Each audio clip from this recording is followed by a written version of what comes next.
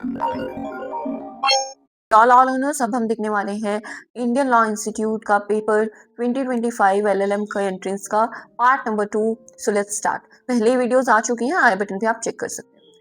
Now जो हमारा question number 41 है, 41 says who said jurisprudence is nothing but the lawyer's extra version।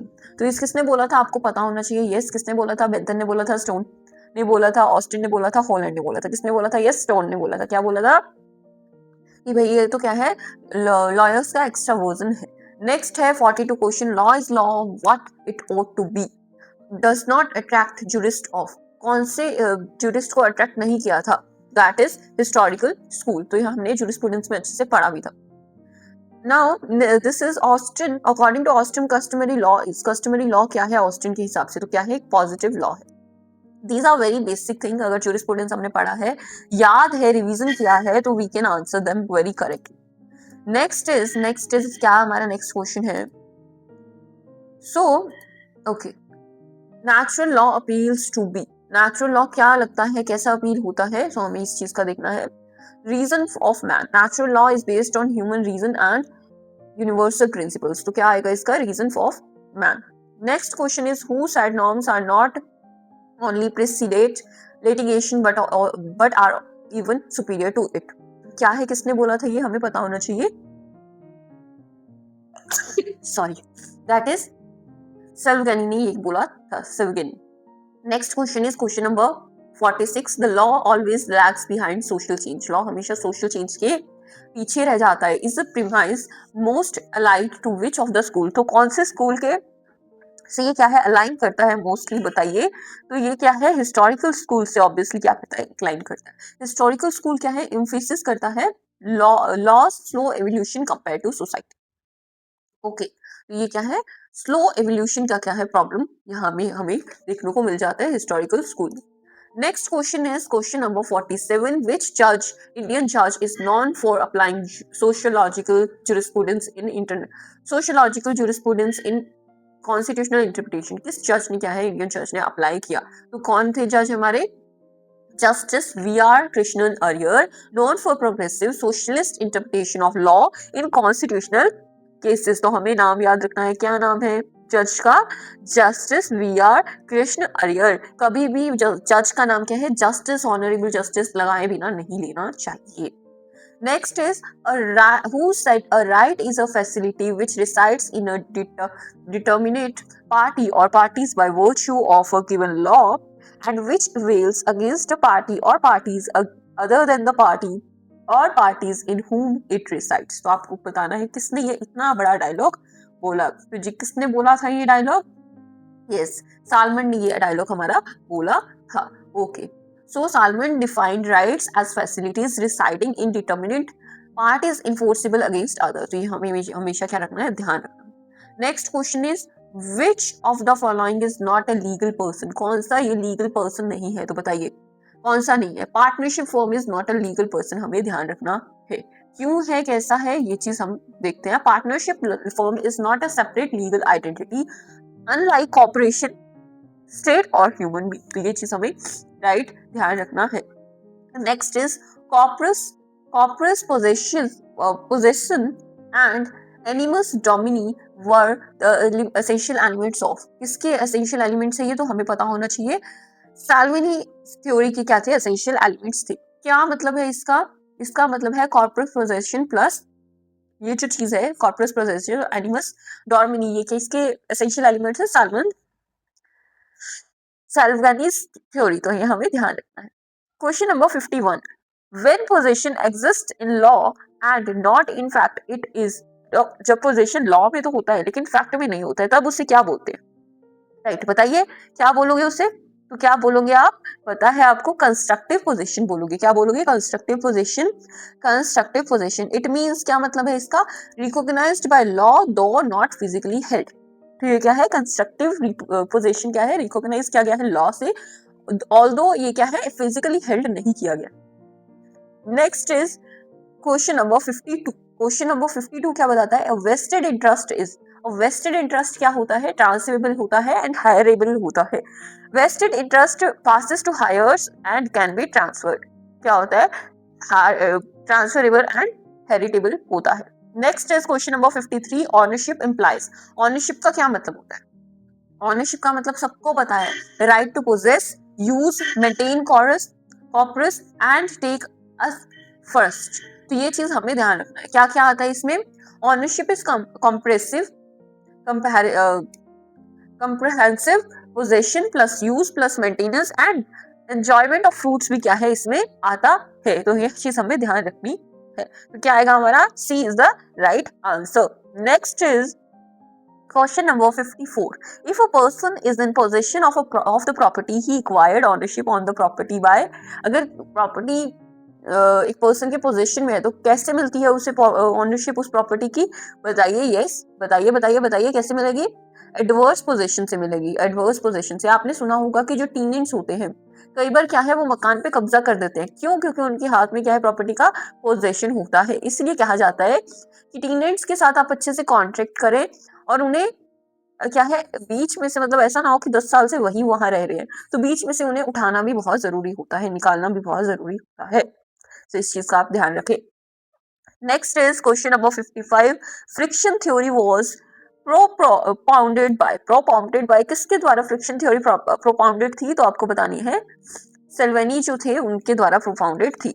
Okay, इसका मतलब क्या है? Legal persons are fictions created by law. Legal person क्या होता है? फिक्शंस होते हैं जो क्या है? क्रिएटेड बाय लॉ है। तो इसलिए क्या है? फिक्शन थ्योरी है ये। नेक्स्ट है हमारे पास, the Indian constitute assembly on August 29, 1947 appointed a drafting committee under the chairmanship of, बताओ। ये क्वेश्चन देने वाला था, ये तो हमें पता ही है, doctor B R Ambedkar ji. Doctor B R Ambedkar ji क्या थे? हमारे ड्राफ्टिंग कमेटी के चेयरमैन थे। नेक्स्ट क्या है? Question number 57, preamble of our constitution is of extreme importance. ठीक है, एक्सट्रीम इंपॉर्टेंस है। And the constitution should be read and interpreted in the light of grand and noble version expressed in the preamble. Justice Sikri expressed the opinion in, तो ये कौन से case में opinion अपना justice ने बताया? तो कौन से केस में बताया था जी? केशवानंद भारतीय केस में बताया था। कॉन्स्टिट्यूशन से रिलेटेड ये केस है, हमें पता होना चाहिए। बाकी केसेस के बारे में भी आपको पता करना है और कमेंट सेक्शन में लिखना है, that is your homework, right? अभी पॉज कीजिए, अभी देखिए। Next is, which article of the Constitution states that the Supreme Court of India will be a court of record? तो कौन सा आर्टिकल हमें बताता है कि कोर्ट ऑफ रिकॉर्ड होगी? यस, बताइए, पढ़ा है ना कॉन्स्टिट्यूशन, आर्टिकल नंबर 129। तो ये हमें ध्यान रखना है। Okay, now question number 59, it has been settled in many cases via Devasena versus Union of India that article 16 should be read with, article 16 किसके साथ पढ़ना चाहिए हमें? यस, तो article should be read with 16 and article 16 should be read with 16 and yes, बताइए बताइए बताइए 335 with efficiency of administration. ठीक है, तो ये हमें ध्यान रखना है। आर्टिकल 16 किसके बारे में बताइए? ओके, तो अब है next question, question number 60, in admission to evening law classes और university made a distinction between government employees and private employees, the rule is, अब क्या है? In admission to evening law classes अब तो बंद कर दी गई है ना? ये चीज भी हमें ध्यान होनी चाहिए, करंट अफेयर्स का भी ध्यान रखना है। University made a distinction between government employ and private employees, तो गवर्नमेंट और प्राइवेट एम्प्लॉयज में क्या है? उन्होंने थोड़ा चेंज कर दिया है। तो द रूल इज, अब ये रूल क्या है बताइए? रीजनेबल क्लासिफिकेशन है। यस, रीजनेबल क्लासिफिकेशन ये है। क्यों किया गया? Let's see, Supreme Court upheld reasonable classification under equality principle. ये क्या है? रीजनेबल क्लासिफिकेशन है। Next is question number 61, question number 61 क्या है? Which of the following included in freedom of trade and commerce? Trade and commerce की फ्रीडम में क्या क्या इंक्लूड होता है? तो बताइए। यस, बताइए बताइए। बिजनेस इन इंटॉक्सिकेटिंग लिक्विड, ये भी क्या होता है? इंक्लूड होता है। Legal trade is considered a part of commerce दो सब्जेक्ट टू रेगुलेशंस, तो क्या है? रेगुलेशंस के साथ क्या है? इस चीज का भी हो सकता है, क्या हो सकता है? इंटॉक्सिकेशन का भी बिजनेस हो सकता है। Okay, next question is the question whether the fundamental rights, okay, let me read it again. The question whether the fundamental rights can be amended under article 368 of the Indian Constitution of India came from consideration for the first time before the Supreme Court in which of the cases?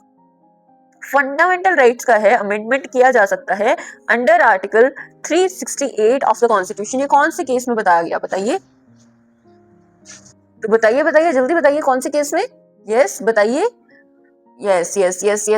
Shankari Prasad versus Union of India. So this is the our case. Shankari Prasad versus Union of India. In 1951, Supreme Court upheld Parliament's power to amend fundamental rights under article 368। तो ये चीज का हमें क्या करना है, ध्यान रखना है। Sorry for the background noise, so sorry, right. कितना भी ट्राई कर लो, लेकिन अब क्या कर सकते हैं, व्हीकल्स को नहीं रोक सकते ना, राइट। आप समझते होंगे, आई होप सो। सो इसमें क्या है, हमारे पास क्वेश्चन नंबर 63 है, the state of the concerns with directive principles. Directive principles के साथ क्या कंसर्न रहता है स्टेट का, तो ये हमें बताना है। It means obligation in respect to social economic rights. तो ये क्या है, ऑब्लिगेशन होती है सोशल इकोनॉमिक राइट से रिलेटेड। अब डीपीएसपी क्या है, are non justiciable guidelines for social economic justice. Non justiciable क्या है, गाइडलाइंस होती है। Next question is question number 64, the union executive consist of. Union executive किससे बना होता है, बताइए। यस, बताइए, जल्दी बताइए। President and his council of ministers से। किससे बना होता है, president and his council of ministers is the president. These powers and functions almost a dictator। तो एज ए डिक्टेटर ये काम करते हैं। तो आर्टिकल नंबर हमें याद रखना है कि आर्टिकल नंबर जो 53 से 74 है, तो वो इसके अंडर एग्जीक्यूटिव कौन सी, यूनियन एग्जीक्यूटिव के अंडर आता है। President has head aided by minister of council of ministers led by PM. ये चीज हमें ध्यान रखनी है। Which statement is correct, correct statement कौन सी है, advocate general of the government, not national constitutional head, a national constitutional head, none of the above। so इसमें क्या है, यहाँ पे क्या आना था, about president। तो यहाँ पे president missing है। which of the statement is true, correct about president। तो यहाँ पे क्या है, a national constitutional head क्या है, that is the correct statement। okay, so next question is question number 66, no member of parliament shall be prosecuted in a court of law for any speech he makes in parliament। तो किसी भी member को क्या है, कभी भी क्या है, प्रोसिक्यूट नहीं किया जाएगा, उस पर कोई केस वगैरह नहीं चलेगा पार्लियामेंट्री स्पीच के ऊपर। तो ये क्या है, पार्लियामेंट्री प्रिविलेज फॉर स्पीच है। And C is the correct answer, protected for any speech in parliament. किस चीज के लिए प्रोटेक्टेड है, member of parliament is protected for any speech he makes in parliament. मान लो अभी क्या है, राघव चड्डा जी बहुत ज्यादा उभर के आ रहे हैं, पॉलिटिशियन, राइट। तो वो क्या है, प्रोटेक्टेड है, जो भी चीज वो पार्लियामेंट में बोलते हैं। इसी तरह से बाकी जो हमारे मेंबर ऑफ पार्लियामेंट है, दैट आर आल्सो प्रोटेक्टेड। तो उनके खिलाफ जो भी उन्होंने पार्लियामेंट में बोला है, उसके खिलाफ कोई भी क्या है, कार्रवाई नहीं हो सकती है। कौन सा आर्टिकल हमें ये चीज देता है, उन्हें देता है, तो आर्टिकल नंबर 105 क्या है, इस चीज को देता है। तो हमें ध्यान रखना, MPs have immunity for speeches inside parliament, not outside। अगर वो बाहर कुछ करते हैं तो भाई नहीं। Clear. Next is the act of a person who gains. एक पर्सन जो क्या है, जिसे कुछ मिलता है, तो वो एक्ट ऑफ द पर्सन क्या है, रॉन्गफुली गेन डेफिनेशन होती है। अब इसमें क्या है, यहाँ पे थोड़ा आई गेस, हाँ, रॉन्गफुली यहाँ पे आना था, wrongfully. Act, the act of a person who gains wrongfully means wrongfully gains means property, means of property which person is not gaining is not entitled। gain by unlawful means of property which the person gaining is not entitled। gain by unlawful means of property which the person gaining is entitled, none of the above। तो आप बताएं क्या आएगा इसका answer. इसका answer है B, gain of, sorry for the background noise again. अब हम आगे देख रहे हैं क्या आंसर आएगा, gain by unlawful means of property which the person gaining is not entitled. Correct. Next हमारे पास है question number 68, X and Y goes to murder Z. X और वाई है, दोनों जाते हैं भाई मिलके, वो हम तो क्या है, जेड का मर्डर करके आए हैं। X stood on guard with a spear in hand but did not hit Z at all, Y killed Z. अब ये क्या कहता है भाई, जो एक्स है वो बाहर खड़ा हो गया, वो जो हाथ में क्या होता है, कुछ हथियार लेके, वेपन लेके, राइट। वाई ने क्या है, जेड को मार डाला था। तो अब बताइए कौन लाइबल होगा, कैसे। Only Y is liable for murder of X. Second option is X is not liable as he didn't perform any overt act. X is liable for murder of Z. A and B. अब बताइए क्या आंसर होगा, बताइए। Yes, X is liable for murder of Z। तो X is liable for the murder of Z। तो X क्या होगा, liable होगा। क्यों, क्योंकि X aided the crime common intention under section number section number 34 IPC. तो अब आपको मेरे को क्या करना है, बीएनएस में कन्वर्ट करके बताना है कि क्या है जो कॉपरेशन है क्राइम है। अब तो आप बताइए क्या होगा उसके लिए, right. Next question is question number 69. A case of non-payment of fine if a part of the payment is paid. एक part of the payment paid हो गया है, such imprisonment. तो अब सच imprisonment क्या होगी, आधा फाइन कर दिया है आधा नहीं किया, तो imprisonment reduced proportionally. proportionally क्या होगी, reduce हो जाएगी। क्लियर। तो हमारा A will be answer shall be reduce proportionally. तो बेसिक था, राइट।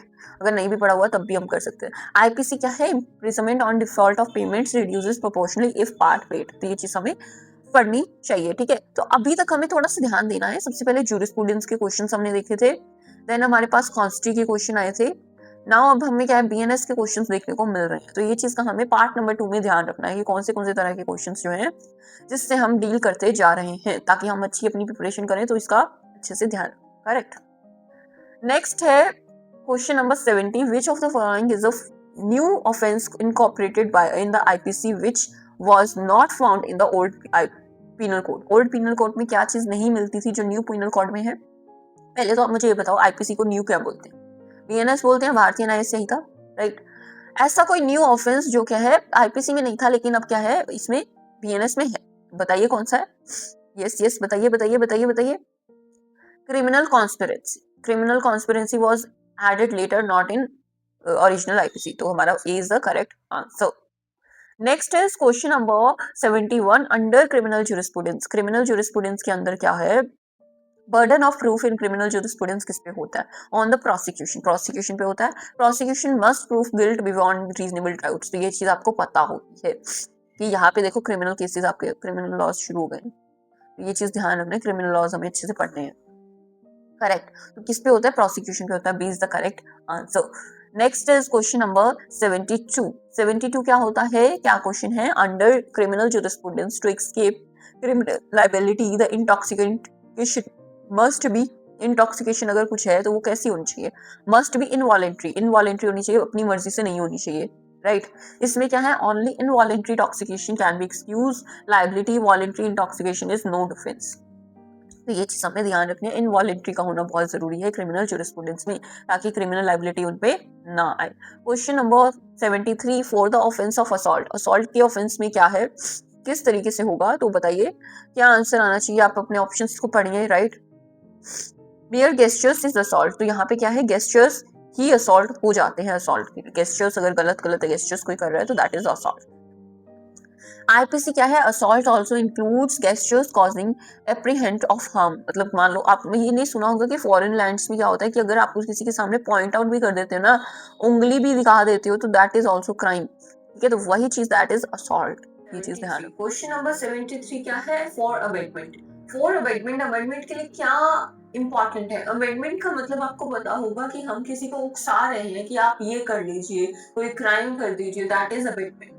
सो हम ऑप्शंस देखेंगे। ए ऑप्शन कहता है it is necessary that the person abetted should be capable of committing an offence under the law. B, it is necessary that the person abetted should have the same guilty intention. C, it is not necessary that person abetted should be capable of committing an crime under the law or should have the same guilty mind. Option D, A and B. तो आप हमें बताएंगे कि क्या answer होना चाहिए। Yes yes, तो सी इसका करेक्ट आंसर है कि उसका नेसेसरी नहीं है कि वो फिजिकली कैपेबल भी हो, उस ऑफेंस को करने लायक हो, राइट, और सेम गिल्टी और इंटेंशन भी हो। नेक्स्ट है हमारे पास question number 74, culpable homicide not amounting to murder is punishable with। तो culpable homicide की आपको पनिशमेंट पता है क्या है? हमारा ऑप्शन नंबर बी है imprisonment फॉर लाइफ। तो ये हमें ऑलरेडी पता है, इतना हमें अच्छे से ज्ञान है। आगे हम देखते हैं, लेट्स सी क्वेश्चन नंबर 75 क्या कहता है, while during committing the offense of theft, hurt or wrongful resistance, it is caused to the person the offenses। अब इसमें क्या है, एक बार दोबारा पढ़ते हैं 75th question. While committing crime, the offense of theft, hurt or wrongful resistance is caused to the person the offenses। तो offense क्या है, अगर कोई theft होता है, hurt होता है, wrongful चीज होती है तो क्या होगा? तो आप बताओ उसे क्या बोलोगे? रॉबरी बोलोगे। क्या बोलोगे? रॉबरी। क्यों बोलोगे? तो इस चीज का आपको पता होना चाहिए कि रॉबरी इज द करेक्ट। क्यों? कि थेफ्ट प्लस हर्ट या फिर रॉन्गफुल रिस्ट्रेन क्या होता है? रॉबरी होता है अंडर आईपीसी या बीएनएस, राइट? तो ये चीज हमें पता होनी चाहिए। Next question is 76. A finds a letter on the road containing a banknote. From the direction and context of the letter, he learns to whom it belongs. तो उससे लेटर में जो लिखा हुआ था उससे पता लग जाता कि भाई ये किसका है, राइट? तो he keeps the letter with himself. He is guilty of. फिर भी वो क्या करता है? अपने पास वो लेटर रख लेता है। तो he is guilty of किस चीज के लिए गिल्टी है? थेफ्ट के लिए, क्रिमिनल मिसअप्रोप्रिएशन के लिए, डिसऑनेस्ट मिसअप्रोप्रिएशन या फिर नन ऑफ अबव। तो आप बताएं किसके लिए यस बताना पड़ेगा आपको। सोचिए सोचिए सोचिए। देखो सीधा आंसर्स को वीडियो देखने का कोई मतलब नहीं है जब तक आप सोचते नहीं हो। तो इसमें क्या है? वो डिसऑनेस्ट है। तो डिसऑनेस्ट मिस एप्रोप्रिएशन करेक्ट रहेगा यहाँ पे। Keeping lost property knowing the owner amounts to dishonest misappropriation under IPC। तो C is the correct answer. Next हमारे पास क्वेश्चन नंबर 77 है। क्या कहता है?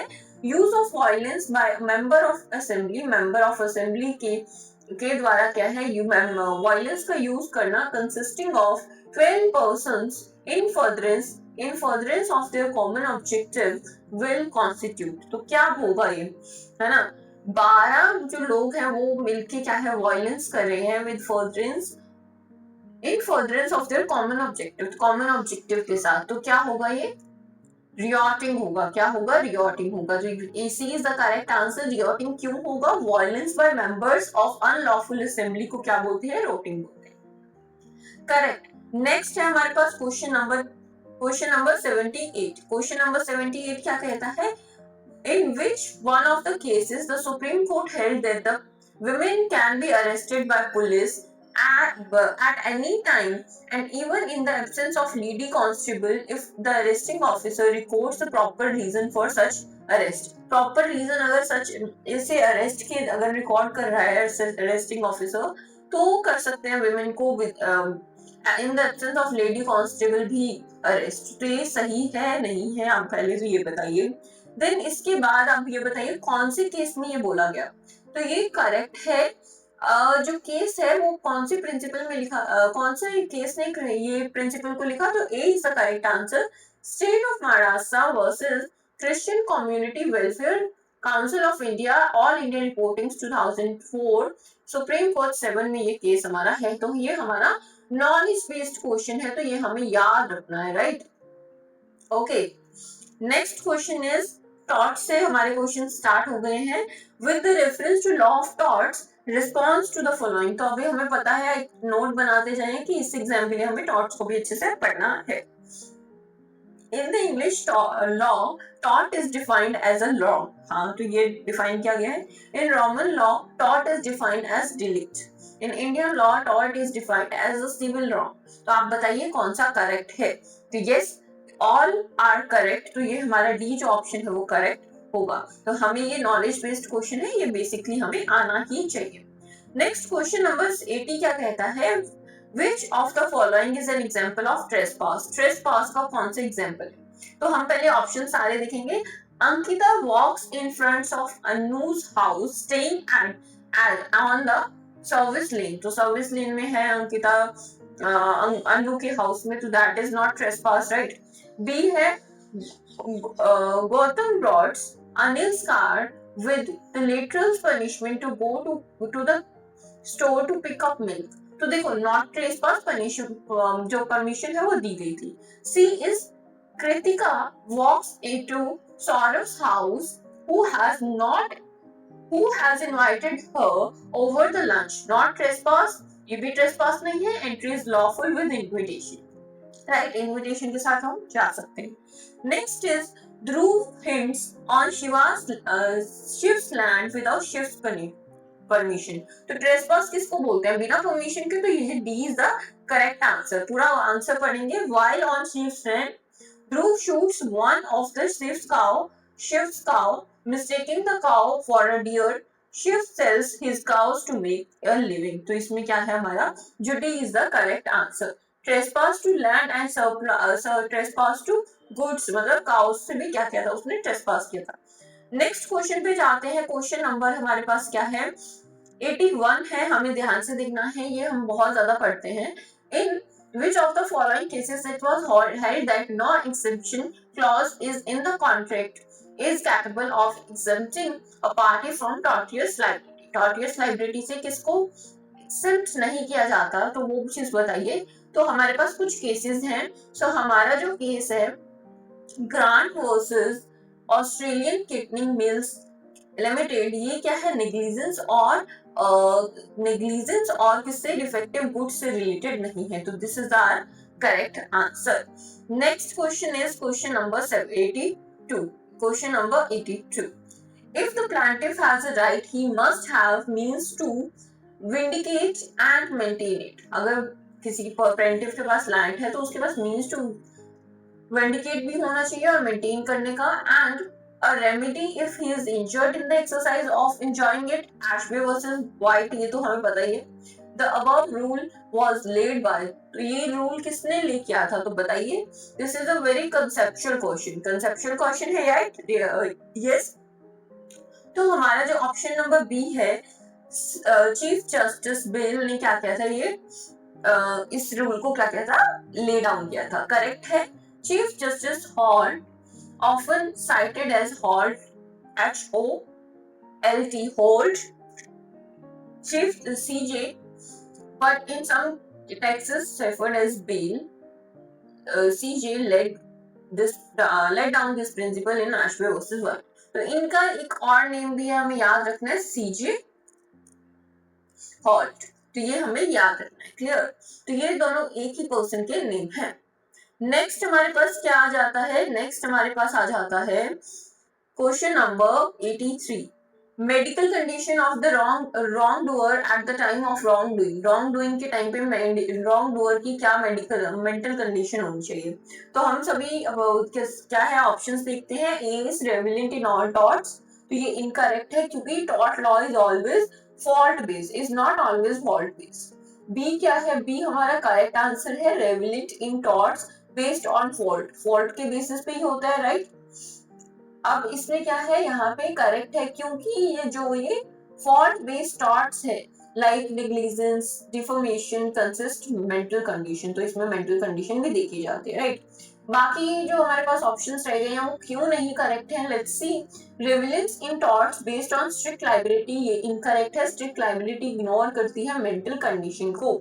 D is not relevant in tortious liability, this is also incorrect. Next question number हमारा क्या है, 84, which of the following limitation to the rule of voluntary not fit injuria, ये हमारा लीगल मैक्सिम है, लीगल जो वोकैबुलरी है उसका भी वीडियो लेक्चर्स आ चुके हैं, you can watch that, right. और इतना कंसाइज 5 मिनट्स की 10 मिनट्स की वीडियो में मैंने करवाए हैं ना, एंड ये जो ILA का एग्जाम है उसे कर लीजिए, आपका हो जाएगा आराम से। I am making sure this. अब इसमें क्या है कि कौन सी लिमिटेशंस क्या है, ये वॉलंटरी नॉट फिट इंजूरिया में नॉट करेक्ट है। तो आपको ये बताना है, देखते हैं, let's see options. The consent should be free, consent to illegal act is not consent, yes. mere knowledge of the risk is not assumption of the risk, consent in rescue cases is not consent। तो इसमें क्या है बताइए। तो यहाँ पे जो हमारा ऑप्शन नंबर सी जो रहेगा, mere knowledge of the risk is not an assumption of the risk, तो यहाँ पे क्या है, इट्स नॉट करेक्ट है। जब भी आप वॉलंटरी जो है आप हामी देते हो, कंसेंट देते हो कि हाँ, अगर आप क्या है क्रिकेट देखने जा रहे हो, मैच देखने जा रहे हो, तो बॉल आके अगर आप पे लग जाती है तो आपने उस चीज पे क्या है, वॉलंटरी नॉट फिट इंजूरिया के लिए क्या है, कंसेंट दी हुई है। तो नो वन कैन से कि आप क्या है, ये क्लेम नहीं कर सकते कि आपको क्या है, आप क्या है कि आप मतलब हमें पता ही नहीं था कि भाई बॉल भी आ सकती है, तो ये सब चीज नहीं चलेगी। ये क्या है, इसी के अंदर आता है। तो mere knowledge of the risk is not an assumption of the risk, this is the wrong thing। Next हम देखते हैं, let's C Question number 85, the ratio of absolute liability. Absolute liability के बारे में बात हो रही है. Is that undertakers of hazardous activities have to pay. Hazardous activities के undertakers को pay करना पड़ता है. कब पे करना पड़ेगा? If they are at fault. अगर वो fault पे होंगे तो this is incorrect. Fault is irrelevant. Second is partially even if they are not at fault. तो partially पे वही चीज भी उसकी गलती ही नहीं है तो वो पे क्यों करेगा?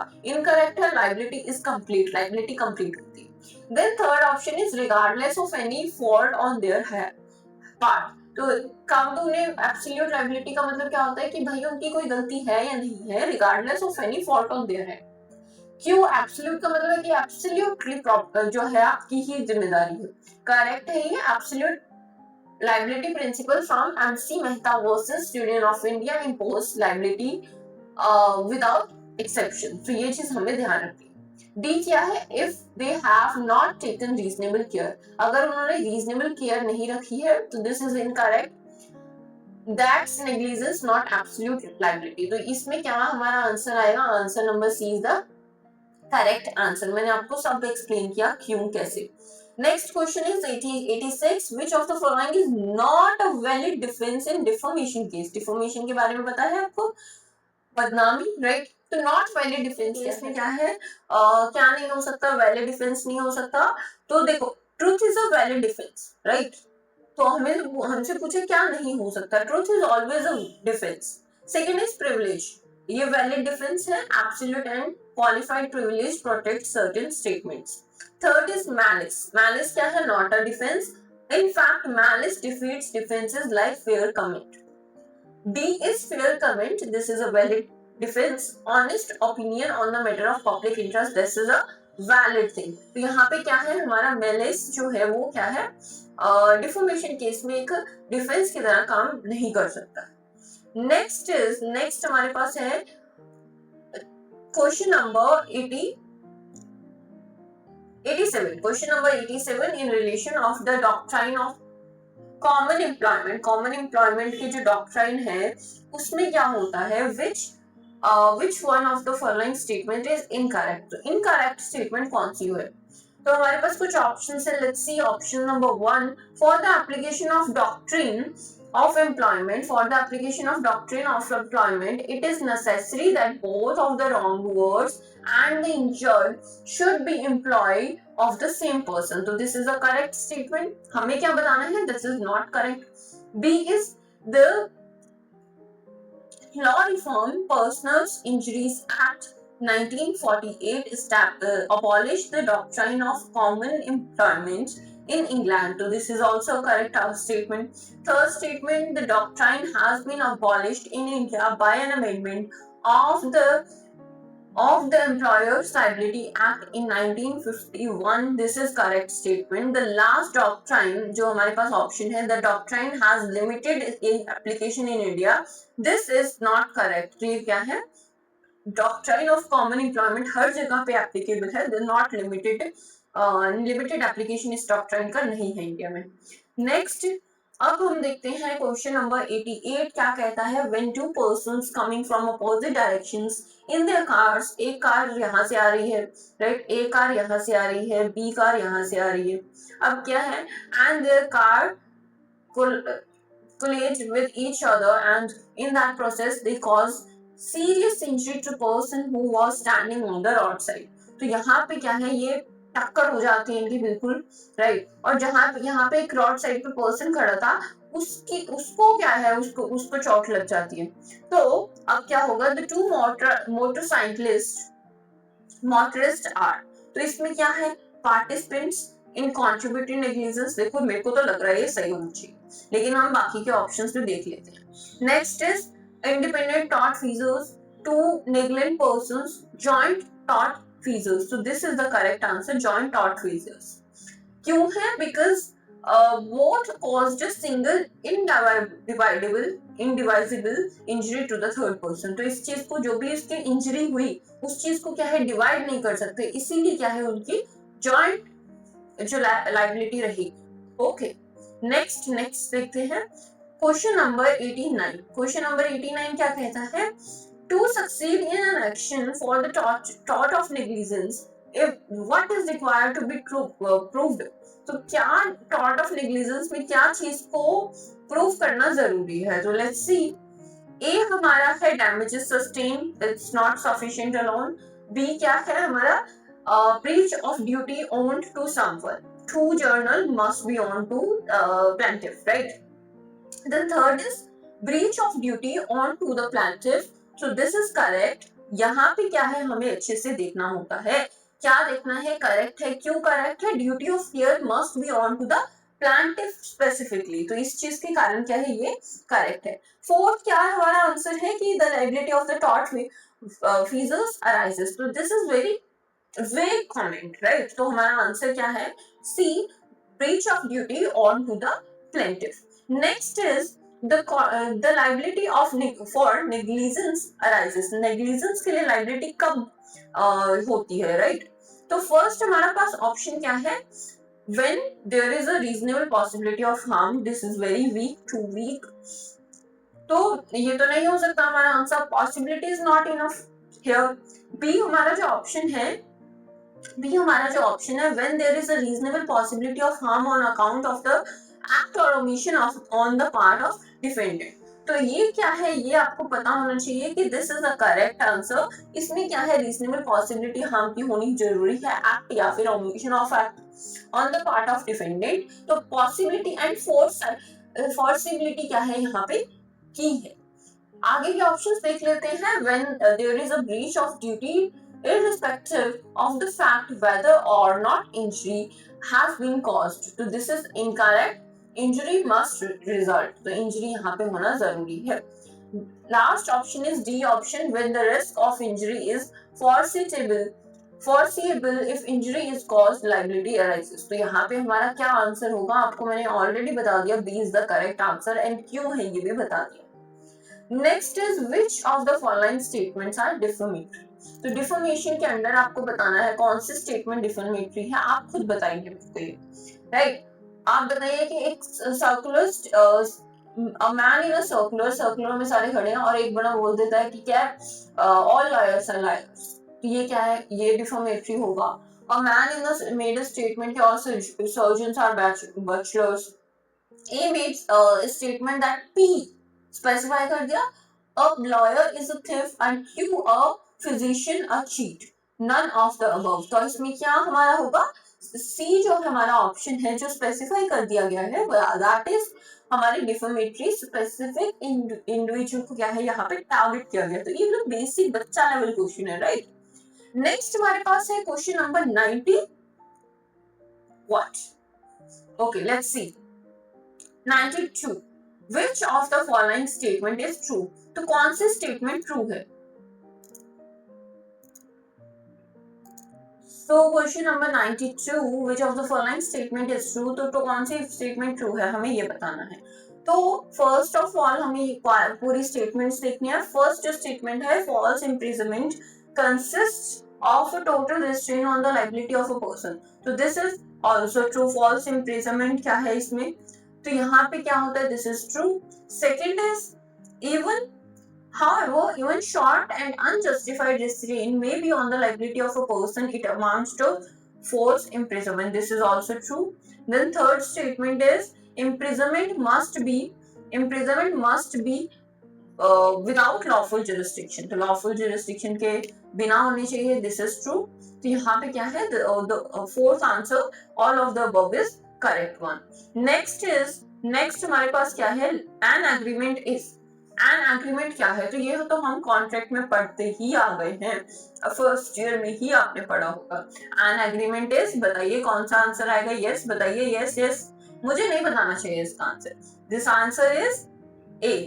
Every promise and every set of promises forming the consideration for each other is an agreement. Very good. तो this is our correct answer. Now next is which of the following statement is not true. तो कौन सी statement true नहीं है. तो हमारी जो statements है, लेट्स सी, हम देखते हैं कौन सी स्टेटमेंट है. Oral acceptance the valid acceptance. Acceptance must be in writing, है ना. तो ये तो कॉन्ट्री हो गई, कॉन्ट्री हो गया. नॉट करेक्ट पूछ रहा है.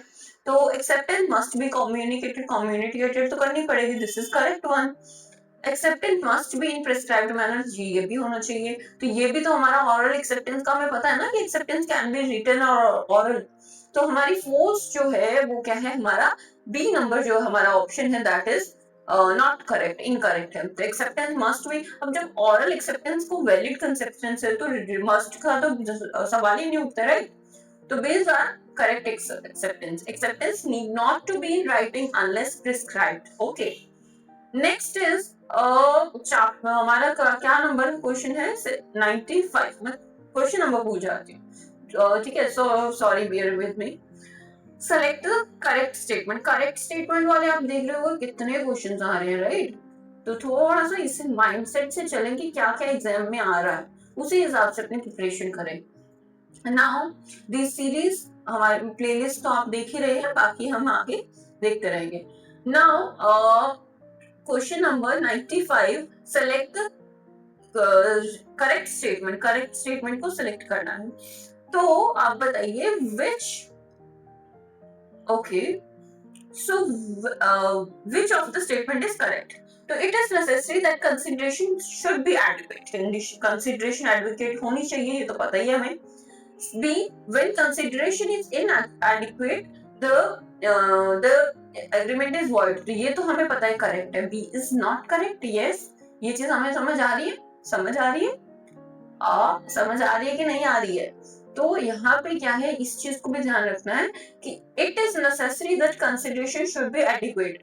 तो हमारे यहाँ पे हमने पढ़ा था जब कॉन्ट्रैक्ट, तो वहां पे बताया गया था कि कंसिडरेशन होना चाहिए। It can be even 1 rupees, 1 पैसा और कुछ भी, राइट। तो एडिक्वेट होना नेसेसरी नहीं है, तो this is wrong statement. Second में हमने देख लिया। Third is inadequacy of consideration should does not affect the validity of the contract of the agreement. तो इसमें क्या है, it is true inadequacy reality में क्या है, validity को इफेक्ट नहीं करती। inadequacy does not affect validity through it may be evidence of undue influence। तो ये चीज हमें ध्यान रखनी है। Fourth is also wrong, right. हमें पता लग गया C is our correct answer. inadequacy of consideration rendered the contract voidable। तो ये क्या है, voidable हो जाता है। तो दिस इज ऑल्सो करेक्ट, है ना, फॉल्स स्टेटमेंट है। तो ये चीज का हमें ध्यान रखना। नेक्स्ट थोड़ा सा मैं स्पेस देना भूल गई हूँ, let me give some space in my question.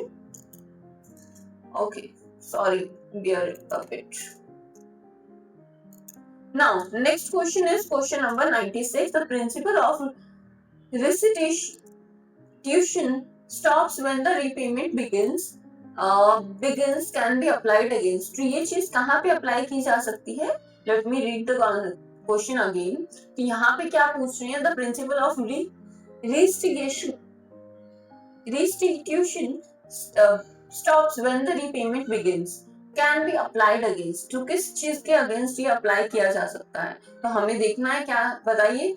तो restitution stops when repayment begins। तो यहाँ पे क्या है, रीपेमेंट जब हो जाती है तब डिस्ट्रीब्यूशन शुरू खत्म हो जाता है। Applies against person who lack contractual capacity, aliens, enemies, minors and unites. तो यहाँ पे आंसर क्या आना चाहिए, all of the above. All of the above, ये चीज हमारा क्या है, आंसर रहेगा। फॉर्मेटिंग थोड़ा सा प्रॉब्लम रह गया था, सॉरी फॉर दैट। एंड हमारा आंसर हमें यहाँ पे क्या है, समझ आ गया है। Okay, so C is our correct answer, right? Next, question number 97। question number 97 क्या है, when a person who is in dominating position, एक person जो क्या है dominating position पे होता है, obtains the consent of the other by exercising influence exercise करके for the consent of other, consent ले लेता है। तो ये consent को क्या बोला जाएगा, right? तो क्या बोला जाएगा, fraud बोला जाएगा, इंडिमिनेशन बोला जाएगा, डोमिनेशन बोला जाएगा, या फिर अनड्यू इन्फ्लुएंस। तो आप हमारे क्वेश्चन में हमारा कीवर्ड आ गया है इन्फ्लुएंस, तो क्या आएगा आंसर, अनड्यू इन्फ्लुएंस। तो ये चीज का आई होप आपको ये चीज समझ आ गई है। और कौन से सेक्शन में ये चीज अनड्यू इन्फ्लुएंस हम पढ़ते हैं, तो सेक्शन नंबर 16 में ये पढ़ते हैं, राइट। Okay, next. तो इसे आप याद कैसे रखोगे कि एक 18 साल के बच्चे को क्या है, 16 इयर्स के 18 इयर्स के बच्चे ने क्या है 16 इयर्स के बच्चे को क्या किया, अनड्यू इन्फ्लुएंस किया। तो ये चीज हम आप क्या है याद रख सकते हैं। नेक्स्ट हम देखते हैं आगे क्या है। आगे हमारे पास क्वेश्चन नंबर एक तो ना, ओके, तो यहाँ पे नेक्स्ट क्वेश्चन है, क्वेश्चन नंबर हमारे पास है 98। A cultivator of green tea, green tea उगाता है भाई जी ए, और यहाँ पे क्या है, agrees with B that he would not grow tea for a period of 5 years, और बी को ये बोल देता है कि मैं 5 साल तक क्या भाई टी नहीं उगाऊंगा। सॉरी, तो टी नहीं उगाऊंगा। तो इसमें क्या है, in consideration for which B agrees to pay, और इसके साथ क्या है, बी क्या है इस चीज में क्या है 25 के रुपीज दे देता है। तो ये एक तरह का रिस्ट्रेन ऑफ ट्रेड हुआ, राइट। अब agreement restraining A from growing T for 5 years is in restraint of trade, section number 27 of the Indian contract act. क्या है ये चीज गलत है। रिस्ट्रेन ऑफ ट्रेड आप कोई नहीं कर सकते, और रिस्ट्रेन ऑफ मैरिज भी नहीं कर सकते कोई भी एग्रीमेंट, और रिस्ट्रेन ऑफ ट्रेड में भी नहीं कर सकते। तो 27 के अंडर आप नहीं कर सकते। इसमें क्या है, अब एग्रीमेंट हम बताएं क्या होगा इसका। तो देखो सभी ऑप्शंस देखते हैं। Agreement is void as A could after 5 years through not grow tea. Agreement valid तो देखो नहीं है, 5 years ये वॉइड भी नहीं होगा। Consideration being inadequate, consideration inadequate नहीं, कंसिडरेशन अच्छी थी। तो यहाँ हमारे पास D option is the correct one. When agreement is in restraint of trade and thus void, तो क्या है वॉइड हो जाता है, agreement is voidable at the option of A. तो ये चीज हमें ध्यान रखनी है। नाउ नेक्स्ट इज, देखो कितने बेसिक लेवल के क्वेश्चंस है, बट हमने क्या है फर्स्ट ईयर में पढ़े थे, इसीलिए हमने रिवाइज नहीं किए हैं। अच्छे से रिवाइज करो, आपका सिलेक्शन होना इसमें क्या है पक्का हो जाएगा, राइट। तो हमें थोड़ा सा रिवीजन अच्छे से करनी है। Question number 99, A enters into a contract with B to pay him a sum of rupees 5,000 if PT Usha wins 2 gold medals in Asian Games। तो आप बताइए, ये तो सट्टा टाइप हुआ ना, राइट। हुआ कि नहीं हुआ, आप खुद बताइए। यस हुआ।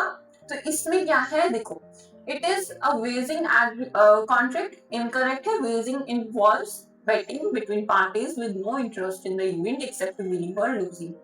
B है हमारे पास, it is a voidable contract, this is also incorrect. Now C हमारा करेक्ट है, it is a contingent contract. Contingent contract क्या पढ़े थे हमने कि ये किसी कंडीशन के बेस्ड पे है। Let me just scroll down. Contingent contract क्या होते हैं, कंडीशन के बेसिस पे होते हैं, राइट। तो ये चीज हमें ध्यान रखनी है। नेक्स्ट हमारे पास क्या है, क्वेश्चन नंबर 100 है।